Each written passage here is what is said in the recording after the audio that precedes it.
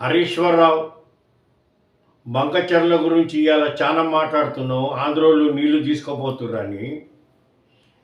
మీ మామ జగన్ భార్యని ఇంట్లో పిలిచి పసుబొట్లు ఇచ్చి జగన్ భార్యకు పట్టు చీరలు పెట్టి జగన్కు పట్టుబట్టలు పెట్టి దావత్ ఇచ్చినప్పుడు నీకు యాదరాలి ఆంధ్రోళ్ళు నీళ్లు కొంటపోతుర్రన్న సంగతి అప్పుడు మీరు ఎందుకు అడగలేదని నిన్ను మేము అడుగుతున్నాం.